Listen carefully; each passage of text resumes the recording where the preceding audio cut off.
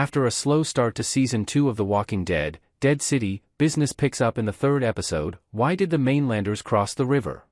Until that point, the first 2 episodes had been little more than having to accept the contrived reasons that brought Maggie, Lauren Cohan, back to New York City, while Negan, Jeffrey Dean Morgan, moped around while barely saying a word.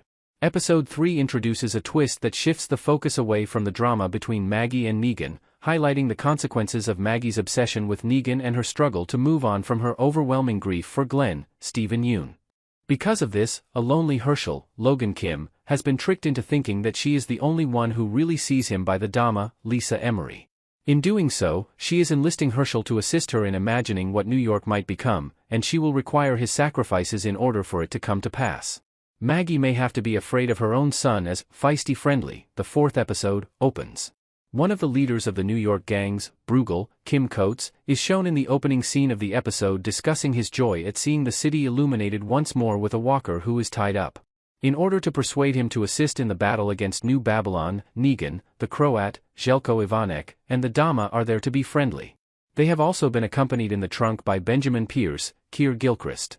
In the museum where Bruegel resides, he meets the Dama people, and as a gift, she brings some methane produced by Walker.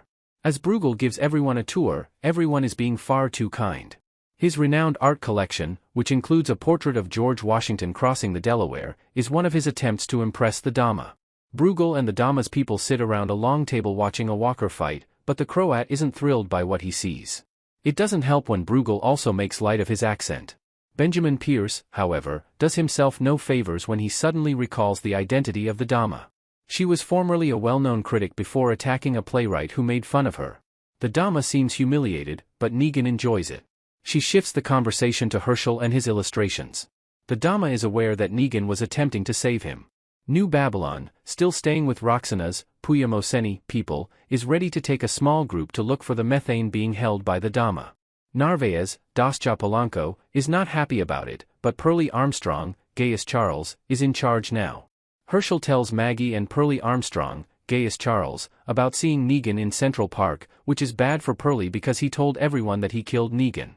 Now, back at the museum, a supper is held to honor the alliance that Bruegel and the Dama have formed. However, Bruegel would want a little adjustment, such as the construction of a second methane factory in his museum.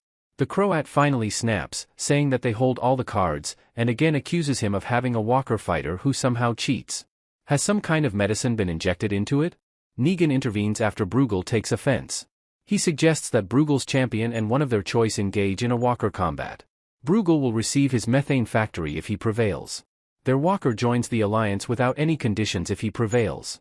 Bruegel concurs. On a rooftop, Maggie shares with Herschel a childhood recollection of him chasing fireflies. He recalls it clearly because he wanted to catch a lightning bug to lift his mother's spirits when she was crying and feeling very depressed. She apologizes to her son, but before she can speak more, Pearlie catches sight of Negan and others seizing a Walker and carrying it with them without killing it. The three then manage to enter the museum covertly with the intention of diverting Negan's attention in order to gain him privacy. Maggie hides behind a column as Negan smears his with oil to make it slick in preparation for the impending Walker combat. Negan leaps into the cage in an attempt to divert attention, which lets Maggie get out. However, before she can do so, she is stopped by the Dama's unconcerned gaze. The combat is won by Bruegel's Walker as anticipated, and Negan then whispers something to him that we cannot hear. Even though he won the wager, Bruegel chooses to join the alliance without any conditions in order to demonstrate his reliability. What exactly did Negan tell him? Maggie and Herschel return to the rooftop separately throughout this time, but her son refuses to explain why it took him so long to return. The Dama is in awe of Negan's accomplishments. She invites Negan to accompany her in the car on the way home. The Croat's expression indicates that he is not pleased that his position is in danger. Back in his rooms, Bruegel converses with his Walker champion, who turns out not to be a Walker at all. Rather, we encounter a man who isn't entirely present but is devouring a rat. Tony, Bruegel's former bodyguard, is his name. Bruegel cuts Tony's throat since he can no longer utilize him now that their secret is out. Observing the skyline of New York, he remarks, "I'm not out of moves just yet."